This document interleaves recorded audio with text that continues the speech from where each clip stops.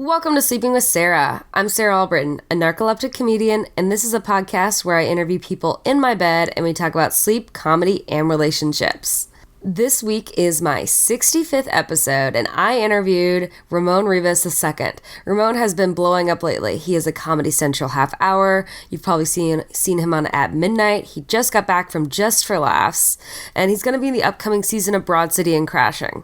Ramon is probably best known for creating the Accidental Comedy Fest in Cleveland, Ohio, and you can catch him on that festival August 30th through September 3rd. You can also follow Ramon on Twitter and Instagram at Blazer Ramon. That's BLAZERRAMON.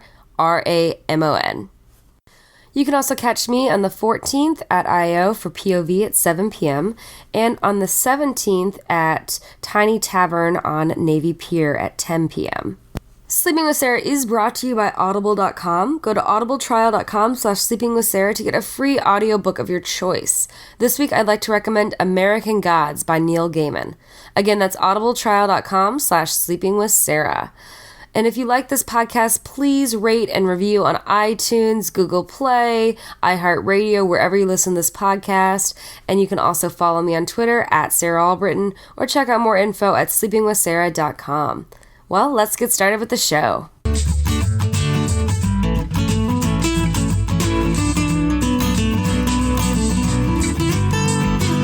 Sleeping with Sarah. Welcome to Sleeping with Sarah. I'm Sarah Albritton, and I'm here with my guest, Ramon Rivas. Hi. Hi. Or Ramon Rivas II, is that what you... The second in a series of two. Mm-hmm. My dad is the first model. Yes. Yeah. Awesome. How'd you sleep last night, Ramon? I think I slept shitty. Like, I woke up and my neck and shoulder really hurt. So I have this big comfortable bed, and I don't know if it hurt my neck or not. Or if I'm just, like, stressed out from life. Oh, why are you stressed, man? I don't know. I can't figure that out, so I'm thinking it was just me sleeping poorly. Maybe. Yeah. Yeah, maybe, I don't know. It's a comfortable place, though. We're here at the Public Hotel, which is nice. Very fancy place in Chicago. Yeah. You're in town doing the... Breakout Comedy Festival, which is Second City and NBC Universal do... a festival for brown people, but this year there's white people in it too, which is cool. It used to be the diversity stand-up. Yeah, now it's getting gentrified, so it's open to everybody, which is cool. And I got to do it the first year of the festival, which I think was 2 or 3 years ago. Yeah. And so it's cool to like get invited back to like host the showcase I just was a part of last time. That's pretty nice. Yeah. And I do think that even though it's not specifically a diversity showcase, I feel like they are being very diverse in their lineups. Yeah, it's a diversity in point of views and perspectives. Yeah, so like there are some white people, but I feel like it's very represented. Yeah, it's the cream of the white people crop. I guess so. But that's cool, man. And you live in LA. I did. I just moved to Los Angeles from Cleveland, Ohio, which is where I started doing comedy. That's where you started your fest, right? That's how I do an Accidental Comedy Fest every year. This year it's Labor Day weekend, which is August 30th through September 3rd. That's cool. Yeah, so I still, I try to go back as often as I can and hang out with my family and do shows, but now I'm in LA being unhappy. Oh, what? You're unhappy? Yeah, it's just I miss my family, and I miss the access to comedy. Like, as weird as it sounds, like, LA is a mecca of entertainment, but not necessarily a mecca of stand-up. Like, it's where a lot of the best people wind up, but there is not like, Chicago is a great comedy city, like, just the scene and the great vibrancy. Comedy city, but we can't, like, it's very hard for people to be full-time comics here. Yeah. Because there's not TV shows for us to write for. Or the TV shows that film here, they write in LA. Yeah. And there's... Yeah, and then New York is a mecca, but it's very expensive. So it's just this weird, like, everywhere has pros and cons to it. And I really enjoyed just Cleveland was a great place to fail anonymously. Mm-hmm. And, like, I got to perform a lot, and it was cheap enough to live that I could go out and do all this other stuff. But now I'm in LA, and I just try to, like, ride my bike and stay as happy as I can. Fail anonymously. Yeah, that's a good way to put it. Yeah. Chicago, you can fail anonymously. Yeah. And you could fail just on radars, too. You can fail on every level here. Yeah. Yeah, I feel like radar, like, comes, like, kind of, like there's a couple specific times when industry is in Chicago. Like this weekend is one of them. There's like and Lauren comes once a year to look at people from IO and Annoyance and stuff. Like there's just like maybe 3 or 4 times a year maybe that, versus LA where it's like all the any time. night. That's just, they're just out doing shit. So do you feel the pressure to always be doing your best shit like every time you go out? No, but you feel the pressure to, like I went from doing most of the time in Cleveland, I was doing probably like 5 to 10 shows a week. And then in LA, I'm doing on a good week 3. Oh, okay. So you just don't have the breadth of stage time for creation that I'm used to. And I'm very much like, I have to live an experience and then I go on stage and I talk about it. I stumble through things. I find funny parts and then I work to get into those funny parts quicker. So I feel kind of stifled because I don't have as much stage time to go through that process. Yeah. So I do have that, not pressure, but like, I don't have as many shows, so I want to do well on the shows I'm doing so that I can hopefully do more shows. So it's this weird, like, I'm still creating, but not as quickly or as deep Gotcha. as I was before. So it's definitely a different speed, and also figuring out how to balance, like, being in the city and around for, like, hypothetical opportunities, and then being out on the road and staying busy, and like, because I'm just happy doing shows. So like, I'm here. I got here yesterday. I did 2 shows yesterday. I'll do 3 tonight. I'll do 2 tomorrow, and then I leave Sunday. So like, I'm doing more shows in 3 days in Chicago than I do a lot of weeks. Gotcha. Where I'm living in LA. So that type of thing can be frustrating, but I just enjoy like being out and. Well, it's nice. It's a different experience. More stuff to write about too. Yeah. And definitely. I guess like in LA, like. Mics are different here, like here, and our mics, like Hannibal Buress will still stop by, mic, and I don't know if that's like that in LA, or people still at certain levels don't mic, or... No, I feel like the people who are, like, of a level, like Hannibal, where he can pop in on any show he wants, those people don't... In LA, they're working on TV shows, they're writing, they're doing this, doing that, so they're not going and hitting a sad open mic. They're gonna treat a show like an open mic. Yeah. Does that make sense? That makes sense. So, like, it's a weird thing of, like, I feel like everyone here is, like, trying to smash. Everyone in New York's trying to smash. And then, like, a lot of people in LA are, like, cooking and workshopping in places where we would, like, bring it. Gotcha.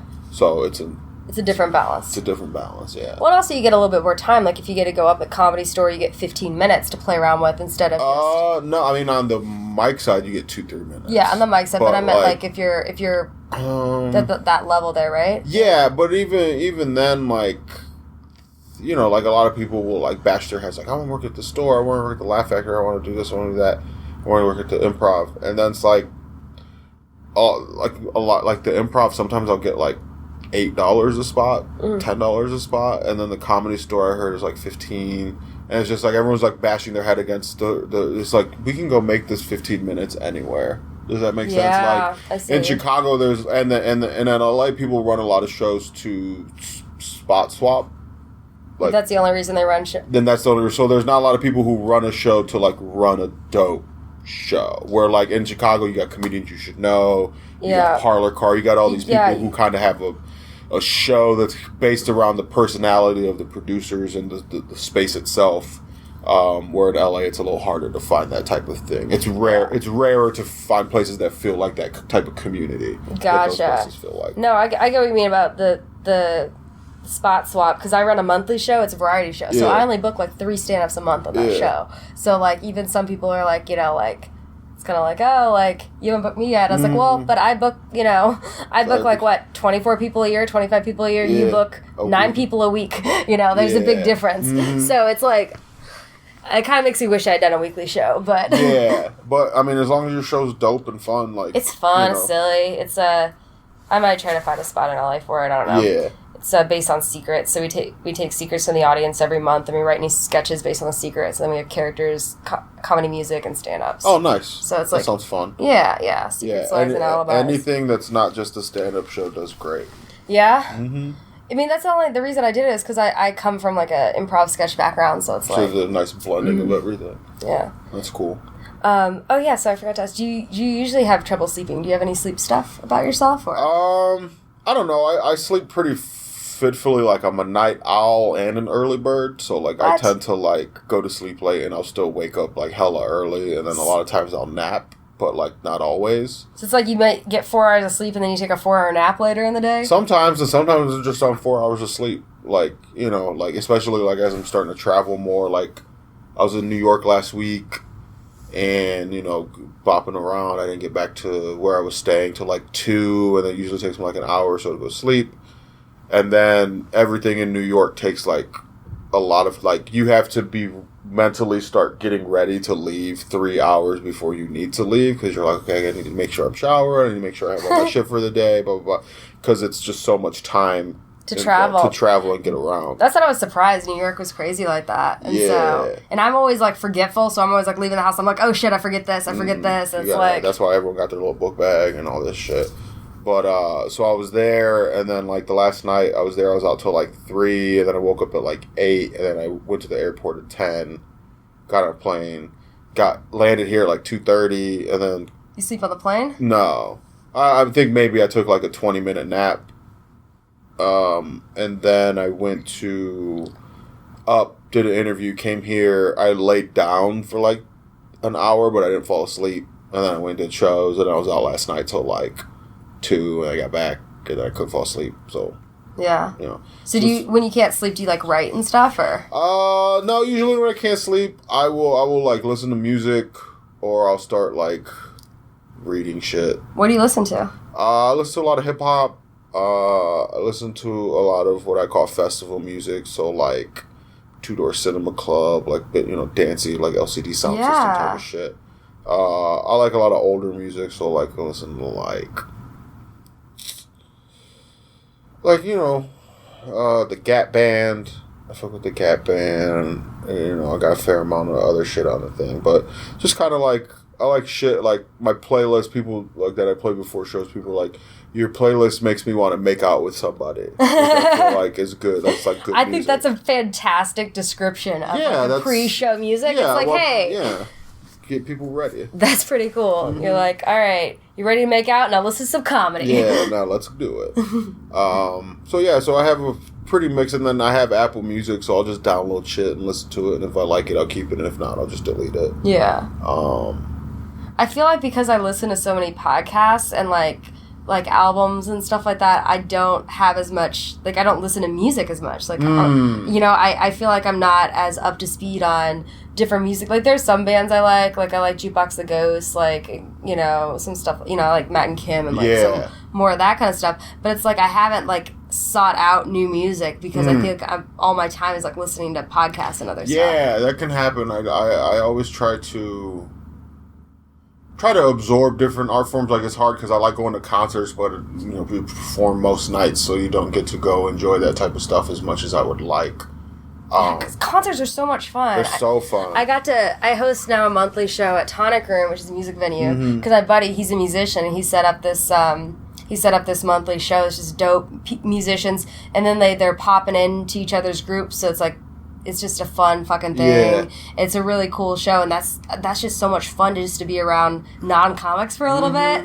I mean, I love comics, don't get me wrong, but it's just cool to be around different types of people where they still love being out late and doing shit, but they're creating completely different, yeah. You know? And then they're just coming up with shit on the fly or, like, adding their own little stuff into the songs. And that's just... I wish I could play music. Yeah. That's like... I went and saw... She's actually a musician from Chicago by the name of Noname Gypsies. Oh, yeah. She's great. I kind of just met her randomly in my travels, and, like, it was, like, last summer we were talking. And she was talking about she hadn't dropped her mixtape Telephone yet, and she was just kind of talking about, like, oh, blah, blah, blah, and then she dropped it, and it was a really good album, and then she's been touring, and she's selling out a lot of her tour spots, and she put me on her list for her LA show, and I got there probably about, like, 30-40 minutes after doors open, and there was still a line of people wrapped around the block waiting to get in. Damn. And then, like, to go in there and watch someone that I was able to sit and, like, just bullshit and smoke and talk about, like, the insecurities we go through as artists, and you know I want to be here, but I don't know if I can afford it type of shit.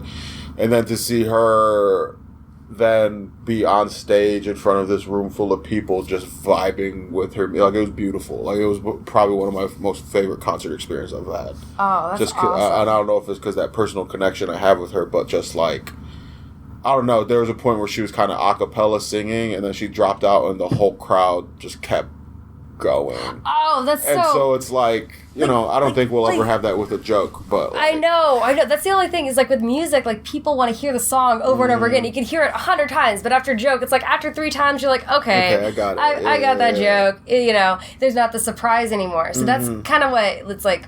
The idea of the rock star is like the comic and the rock star, two very different people. Very different, yeah. But I still like so appreciate that. I just wish I could play. Do you play any instruments? No, I used to play saxophone when I was younger. Oh, that's cool. Yeah, but I stopped doing that. Yeah. Never anything else, no. See, I dated a musician for years, and I'm mad at myself. I had a guy that could teach me free guitar, and I didn't. I know some chords, but like that's about it. But it's like, I don't know. You could have used him to level up.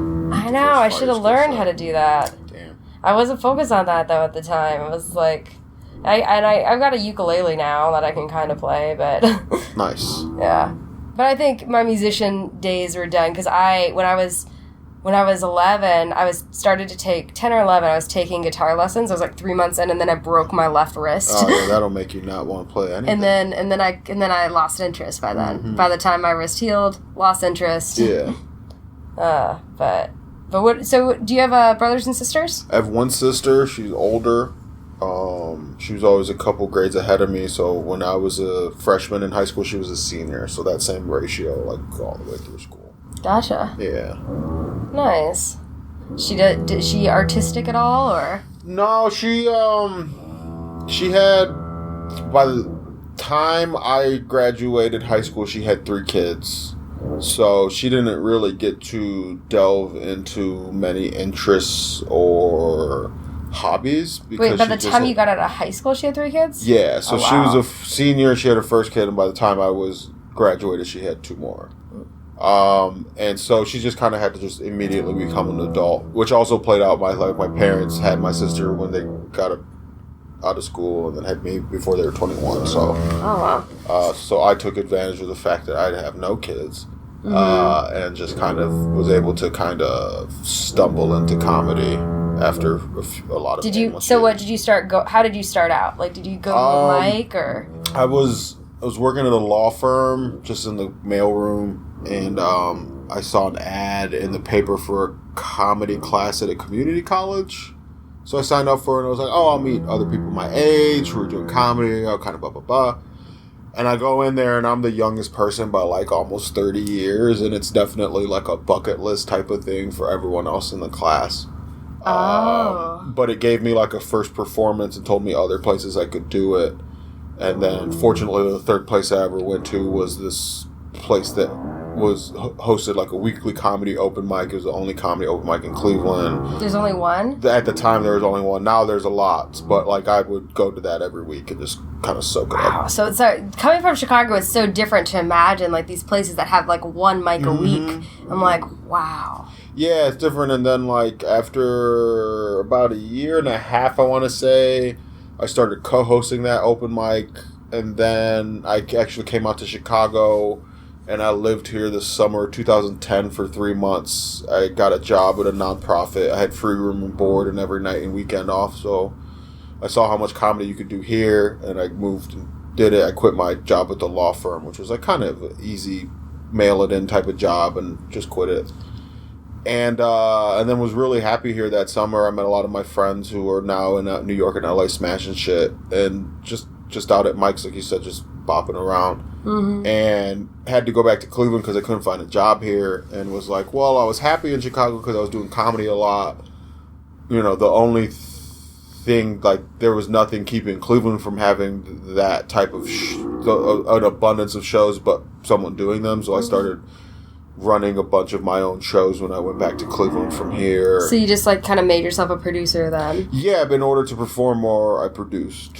So you didn't just start like one weekly show. You started like I started a bunch. 5. I think I ran shows at 13 venues before I found like a venue that I would be at for a couple years. Wow. What venue is that? It's closed now. It was called Redstone, and it was like the second floor of a bar. It had its own bar inside of it. So I started doing like kind of one-off shows. So like I brought comedians you should know through when they did their first album. I was a fan of Hannibal, so I reached out to him when he was touring for his first album. He came through, and then I just kind of kept reaching out to people I was fans of. So the first year of me running shows in this space, I had Hannibal came, Neil Brennan, Nikki Glazer, Amy Schumer, Trevor Noah, Todd Berry. And this is just in a bar in Cleveland. In the same, probably maybe a little bit bigger. But I will say, what I love about that is that you just reached out because you're just like, what's the worst that could happen? They could say no, or they just refer you to their manager. But like I just kept doing that, and then I eventually moved that open mic, the third one I ever went to. I moved that open mic to this bar, so. At the old venue, all I would get for running that show, the open mic, was free coffee and free beer, and I don't drink either. So I moved it to this Redstone, and they gave me $2 a head for everybody who came out to the show. So you found a way to make money. So I found a way to make money. So now, it's, because I do comedy, I treat it like a full-time, non-paying job, and it still mostly is. And I feel like most of the people, though, that are getting to that point where they're where they're gonna be successful, are the people that do treat it like a job. Because it is. Even if you're not getting paid for it, it's still a job. Yeah, and you gotta invest in yourself, and so that's kind of why, like, a lot of people. I did things very weird. I stayed in Cleveland. I ran a lot of my own things. I would come out to Chicago a couple times a year. I started going to New York a couple times a year. For no reason, just to go do mics, to do shows, to hang out, to do whatever. And it was a lot of like, why don't you get a job? Like, why don't you, like, because I could have gotten a little serving job in Cleveland, had my own place, been comfortable, but then I would have been complacent. So keeping myself uncomfortable and keeping myself kind of broke and hungry and moving around is what kind of made me pop up on these different radars and do different stuff. So like the whole reason I got to do Breakout Fest the first year is because JB Winkin had seen me years before when she was scouting when they were just about to open up, and she remembered me, and then it took about a year or so, but she invited me out to feature at the club, which was the first time I'd ever gotten to work at a club without someone like bringing me in. And then she invited me to perform at the first year of the festival just based off of that. So it was really cool to, like, if I hadn't been willing to come to Chicago to do mics and hang out for no reason, that might not have happened. And the first year I did this is when I first met some people at Comedy Central, and then eventually that's how you got your... I got picked as a comic to watch, and then I did a half-hour special. So it wasn't like a direct line, but it's like there's no one thing anymore, but it's all these little bits and pieces and people who can give you context or who can champion you through. So just slowly more and more people who know you or are willing to vouch for you and give you opportunity, and then it's on you to like sharpen your skills up to like...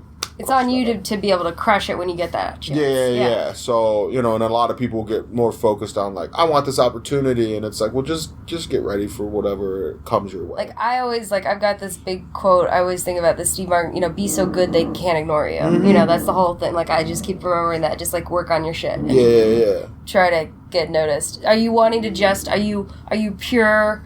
True blue stand up, is that it? Like stand up is it for you? That's what I want. So whenever I go into these like business meetings or anything like that, I'm always like my career role models are Kyle Kinane and Hannibal Buress. Not because they're famous, not because of any of this, but because they love stand up so much, and that's what they're dedicated to, and they're so good at stand up that they're getting these other opportunities and getting asked to do these acting and these other things. But they just have to play themselves, so it's not really like... But it all goes back, they all go back to stand-up at the end of the day. Yeah. So, my thing I like to say is I'll go through whatever doors open, but I'm not running around knocking on doors. So, since I did the half hour, I got my half hour special for Comedy Central when I was still living in Cleveland, and I didn't have a manager and I didn't have an agent.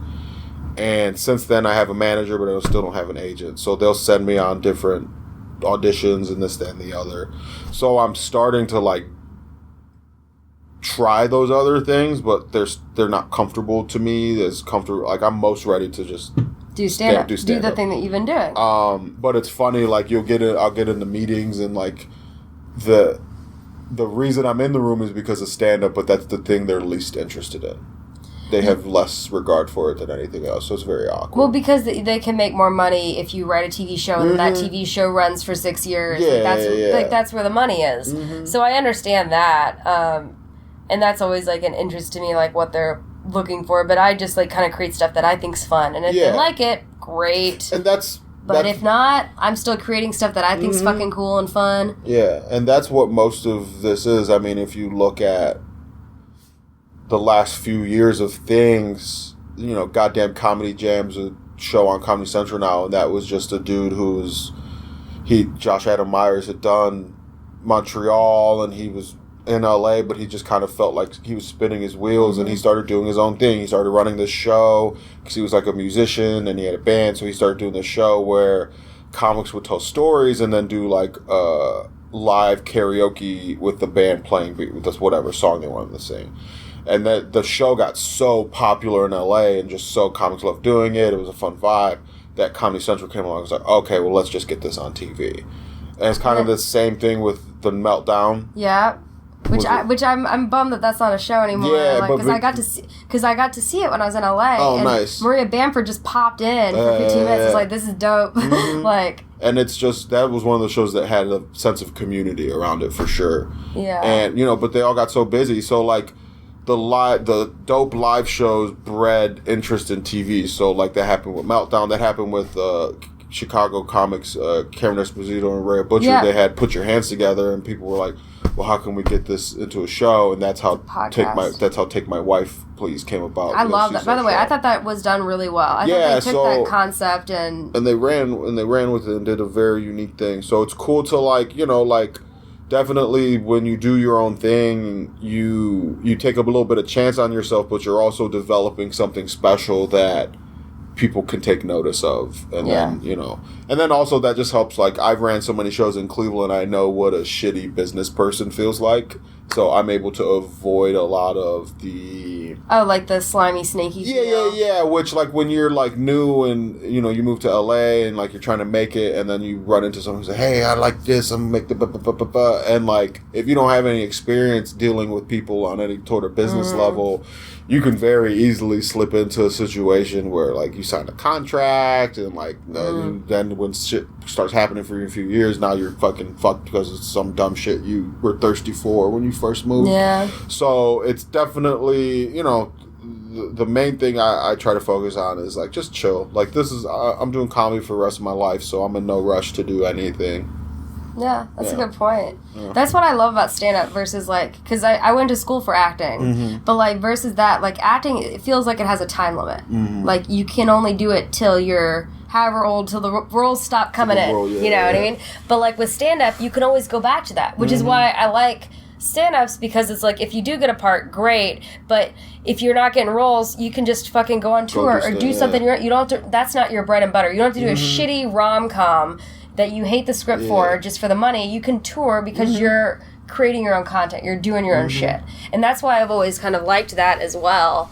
But also some stand-ups, like, I respect that are, like, I don't know if you read that article that TJ Miller did about why he's leaving Silicon Valley. No, I did not read it. But it's a lot of it has to do with him trying to grow as an artist, and like he said he's a good stand-up, but he wants to be a great stand-up, and you have to like devote time to that. And it's really good article that he did, that he spent a lot of, like, I think it's Entertainment Weekly or something, that he did that article. It's a long one, but it's really good. He says a lot of really important things about growing as an artist, and like he took the role as far as he thought he could do it, and it's really interesting because most people off a hot show like that, they wouldn't just leave the show. No, they just stay on it. No, you just stay on it and make that money, but it's not always about the money, and I think that's what stand-ups have in common. It's not always about the money. You know? And I think that with other industries, it becomes about the money. Acting always becomes about the musicians. And I feel with stand-ups, there's still this level that, maybe I'm naive and I still but I feel like there's still this level where it's still real shit. it's still real shit, but like, you know, money's important. Yeah. I mean, and that's what you wind up getting, managers and agents. So it's like, y'all deal with the money. That way I could just do what I want to do. But yeah, it's definitely like TJ is one of those dudes who he reminds me a lot of Steve Martin, just in like, just the way he approaches comedy is very artistic and very like, he has a lot of intelligence behind everything he does. But before I went and take my special, I was in Atlanta, I wanted to do shows in the South, and I got to open for TJ, and he gave me some really good advice. It was like, don't overthink it. Like, whatever comes in your career is going to come from you and what you do, not from this special. Oh, so cool. That really helped, like, you know, because a lot of people get like really nervous, like, this is it, this is going to make me, this is going to be it. And it's not. Like, I still have clubs that won't even respond to my emails, even though I've done a half hour, I've done these things. There's always just some other, oh, you have those things, well, I need you to have an agent. Oh, you have an agent, well, I need you to have a better one. Oh, you have a better, like, it's always just some, like, the little stick in the carrot. So there's always something that you're striving towards. And and it's never, you know, there's problems at every level of this. So, you know, I had a friend of mine in Cleveland. She was very stressed out. She's like, I'm better at comedy now than I've been, but I'm broker than I've ever been. And how do I tell my landlord that, like, I'm late on rent, but, like, I wrote these new jokes? And I was like, well, your desires and your responsibilities don't have anything to do with each other. Like, I lived with my family so I wouldn't have to have a rent, so that I wouldn't have to be behind on shit. And I'm like, but because, you know, she had to move real last minute, and instead of moving in, I was like, oh, I'm sure you can move in with this other comic, could pay like $300-400 for their spare room. Oh, I need to have my cat. I need to live comfortably. Blah blah blah. Well, then so, it's not. You're not. You're not. Yeah. So now for this comfort, now you have to make $900 a month to pay your rent. So now you have to work X amount of hours. Now you can't do comedy as much as you want to because you have to do this thing. So it is definitely like. It's a hard balance. It's a very hard balance to do, and not everyone can do things the way I do it, the way you do it. It's different for everybody, but you have to position yourself. You have to make sacrifices and bet on yourself in order to progress and advance. Does that make sense? Yeah, absolutely. So, you know, you have to take a risk at some point, and you got to be like, oh, I believe that I can make, you know, whether that risk is moving to LA or New York. Or even just going to those cities for trips. Yeah. You know, like you're developing and you're getting the skills anywhere. You can get good at comedy anywhere, but to validate what you're doing, you have to go to New York or LA. I love traveling to other cities, to like, even just like smaller little cities too, just to like get, you know, to just get a different point of view or whatever. And it makes you feel like, oh, because a lot of times when you're just in a scene and you're going to the same mics or the same showcases, you see this club's not working me, that club's not working. But then when you step out and you go to a different city, you're like, oh, I can make strangers laugh. Like, this person feels connected to me based off what I said on stage. It just reminds you that, like, oh, no, I am competent at this thing. That's how I feel, too. Like, it's just sometimes you feel stale or whatever, and I'm just like, I'll try to do a suburb show, or I'll try to go to, like, you know, Louisville or, you know, Nashville or something and do something else. Yeah. But yeah, I really like that refresh set. Yeah. I'm sorry I'm not turning all the way towards you. No, that's okay. Your neck hurts, man. You don't have to. I'm trying, though. Don't worry about it. But yeah, so it's basically been comedy for you for how long have you been? I just hit 9 years in April. That's great, man. Yeah. So about a year in, I started treating it like a full-time non-paying job. And it still mostly is, but, like, you know, shit comes up and you meet. Me and my friend Joelle Johnson, she's a great comic out in New York, but we were commiserating one time. We were at some dope ass event, and she was like, my bank account may be struggling. She's like, but we live a dope life. And I was like, yeah, we're broke, but we're rich in moments in time. Fuck yeah! Like, how many times have you been somewhere where comedy took you and you're like, this is crazy? Yeah, no, that's so fun. Like those nights or those times where you're just like hanging out, like what? one night I ended up at Ellie's Pancake House at like 3 a.m. with Godfrey and Ben Glebe. Oh, nice. And like, we were just hanging. Fun. It just ended up being like this. We were having pancakes at fucking 3 a.m. Just chilling. And it's like, great. Yeah, like, just having a convo, just being people. Yeah, and just being dope. People. And that's just what was like, just shit like that. And I was just kind of soaking it in, like learning from them. But it's just like that thing. It's like, I definitely didn't go out that night thinking that was going to end up happening. But it's just kind of a fun... You just go with the flow. And also what I love is it does feel like community, because it's like, I don't even need to like call someone up if I want to see them. If I want to see them, I know I'm going to see them at this show, this night. I don't have to... It's kind of old school in a way, like almost pre-cell phones, which is kind of neat, you know? Yeah, definitely. And then like, the more familiar you get with people and people get with you, the more shows you get to do, the more, like the people who tend to be...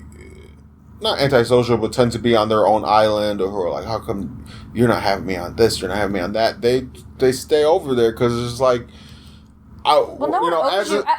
No one owes you anything. I kind of feel like I kind of get frustrated with people that expect things. It's like, no one owes you anything. No. Like, I'm the kind of person, I'll ask, or I'll send a clip, or I'll... And there's nothing wrong with that. No one advocates for you but you. Yeah. So you have to do those things. But the thing is, like, I don't ever, like, expect. I'm not like, oh, why has it... I'm just like, okay, they have me on or they don't. I don't care. Yeah. I'm still going to be... It's not going to stop me from doing what I'm doing. And then as far as, like, like, I ran a lot of shows, and like obviously what was most important to me is funny, but other than that, this is, like you said, this is where I see people, so I want to do shows with people I'm friends with, or that I know are fun to be around, or that aren't Debbie Downers. Like, I'm not, you can be the funniest person in the world, but if you are awkward as fuck to be around, probably not gonna have a super easy time getting on shows. Yeah, you want to be fun, someone you can smoke some weed with. Yeah, you just don't want to, like, no one wants to be around annoying people, just in general. Like, that's even a regular ass job. If there's an annoying person in the office, you don't invite them out for drinks for happy hour. Like, you just don't. And so, like, that's one thing I wish, like, more people had just chill. Just realize, like, if this is what you're going to be doing, comedy is a beautiful thing where you can do it at any, like, you can be a hobbyist, you can do it at whatever velocity you want to. But if you're going to do it, just enjoy it. Just enjoy the process. Because, like I told my friend who was like, I was struggling with money and all this, I'm like, hey, it's not going to get easier. Like, I made more money doing comedy in the last year than I have ever before, and I'm just as broke as I always am. So it's not like... It's not this, like, magic switch and things are going to get real easy. It's just like, no, you just have a different set of problems. Yeah, and it's not going to keep you from working. It's like you still got to work just as hard or harder if you get to that next part. So I think a lot of people don't realize that, too. Yeah. Of course, I'm not, like, anywhere near where you're at right now, but it's just... We're in the same bed. We're in the same... But, like, that's just, like, where I want to be. Like, this is what I want to do. And I feel like there are different people. You see the people that see it as a career, and you see the people that are doing it for fun, and that's great, There's nothing wrong with it. Yeah. Yeah. But, I definitely, like, I love how it brings people together. Like, I wouldn't know most of my friends.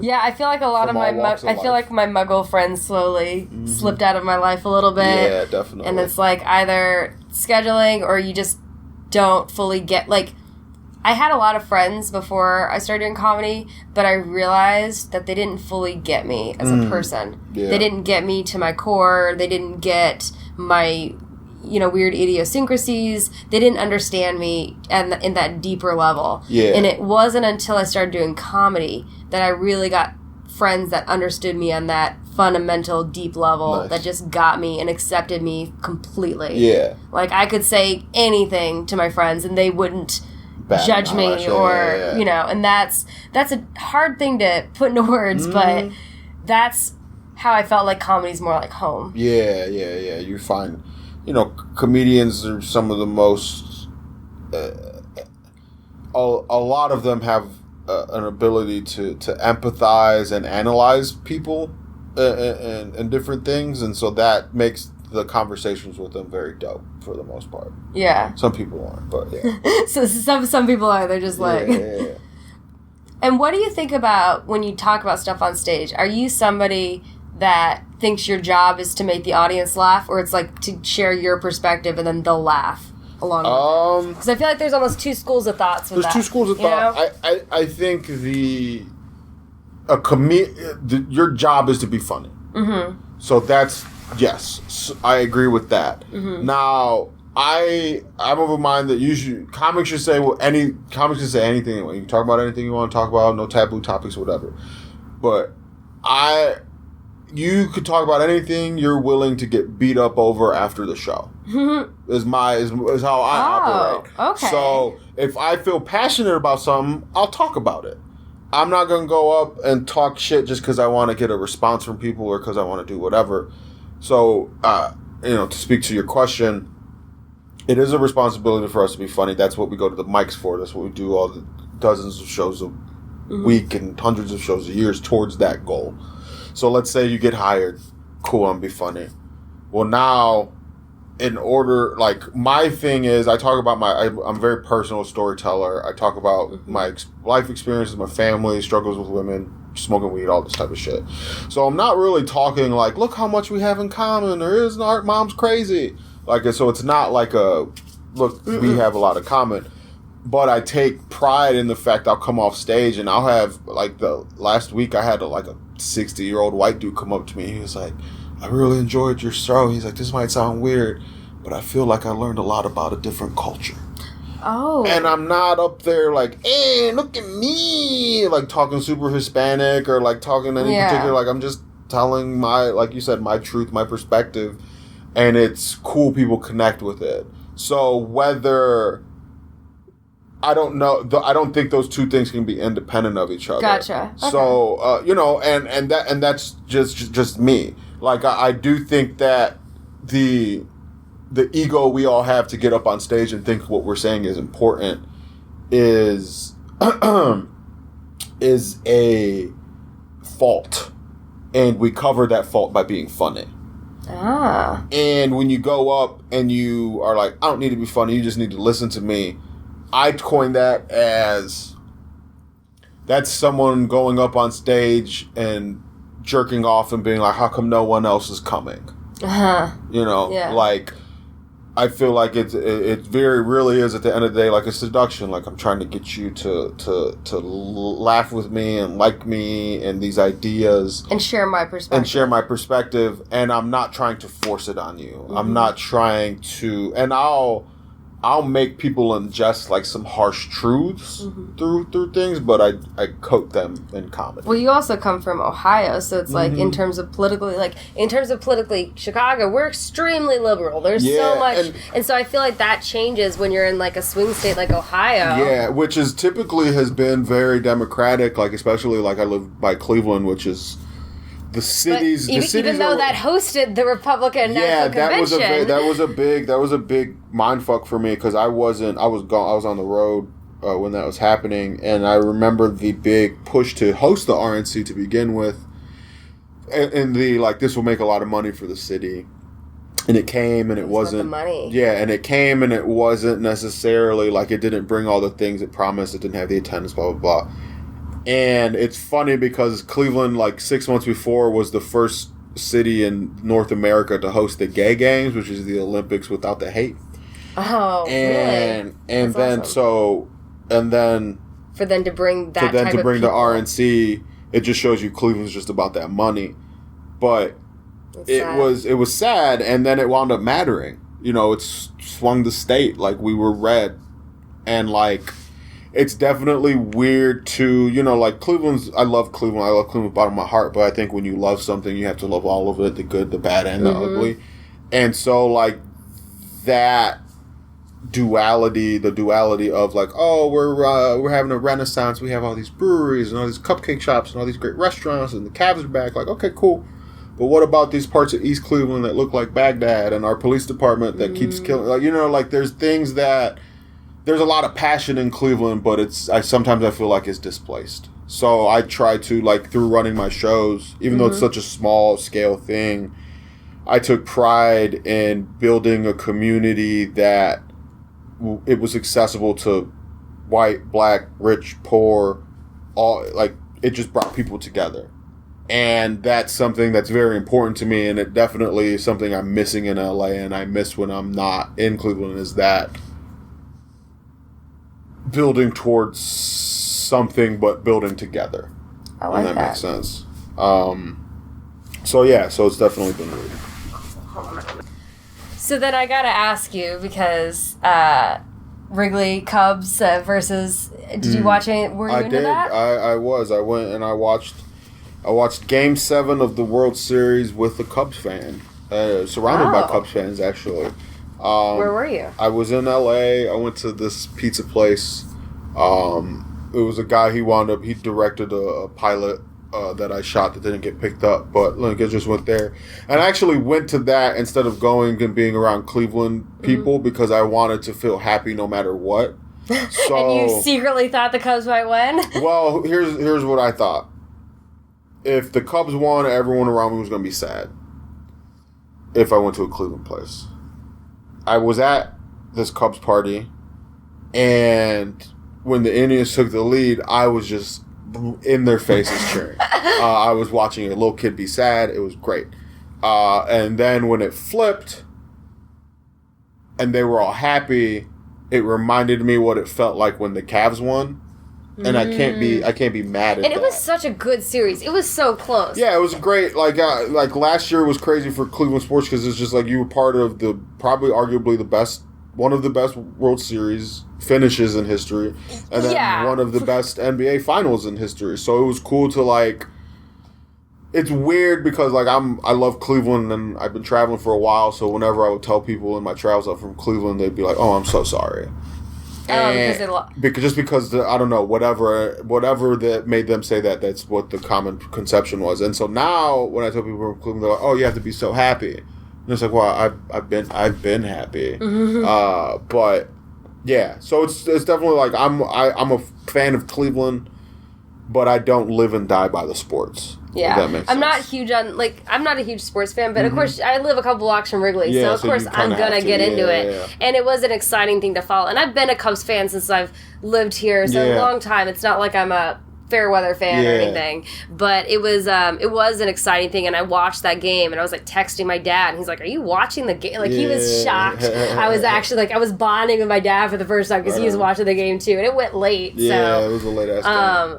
But it was insane because I watched it at Wrigleyville, and even though they weren't at home when it did, but it was just craziness in the streets. It was pandemonium. Yeah, but you real quick, you mentioned that you shot a pilot. What was that about? What was that? It was just I just got cast in a presentation. So there's TV shows, and before it's a TV show, it's a pilot, and then sometimes before a pilot, they'll order a presentation, which is kind of like a trailer of what the show might be.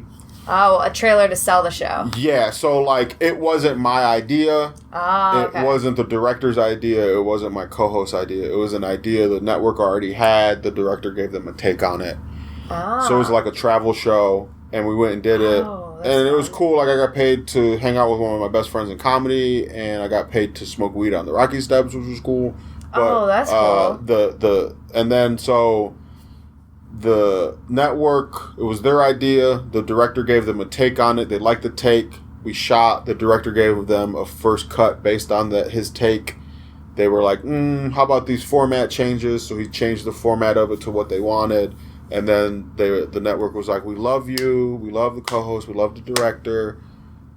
We don't like the format, so we're going to pass. But it's but it was your format. So it was all very weird mentality. But so it was a cool opportunity. And that's one of those things that it gave me a little bit of money, let me stay in LA a little longer. Yeah. So a lot of people will live and die by the success or failures of different things, and it's I've learned from watching other people that no one thing makes you, no one thing breaks you. And sometimes it's also the thing that they didn't get worked out really well for them because then they were able to do this other role that ends up being their big thing. So I agree with that, but just being able to make shit and do things like that. Yeah, so it's cool, just put me in a conversation. It gave me a reel of showing that oh, you're funny not doing stand-up too. Yeah. So it's just you just diversify your skill set slowly over time is what I'm working on. So yeah.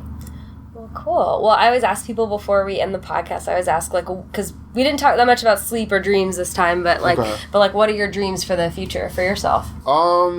My biggest dream is I just want to share more life experiences with my family. So, like, you know, they were very supportive of me, you know, through my whole trek of being broke and traveling, and never really questioning why I was doing it, but just like, oh, okay, you need a car, here you can take it to shows. Oh, you need something, you can stay here.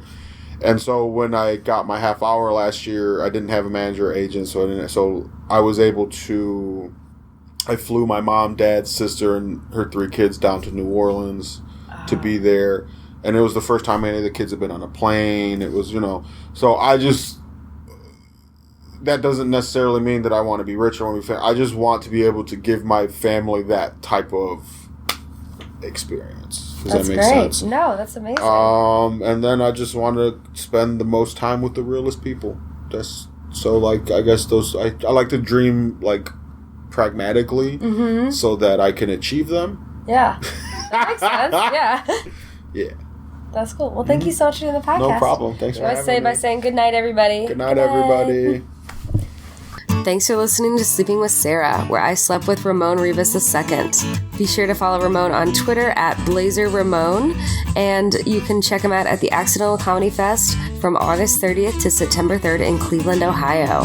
This podcast is part of the Laugh Factory Podcast Network. Please remember to subscribe and rate and review on iTunes, iHeartRadio, and SoundCloud. We're brought to you by Audible.com. Please go to audibletrial.com/sleepingwithsarah. I'm releasing a new podcast each week. Be sure to tune in to find out who I have in bed with me next. Thanks to Josh Bryant for the music. You can find out more on sleepingwithsarah.com, and please follow me on Twitter at Sarah Albritton. Until next time, good night. Sleeping with Sarah.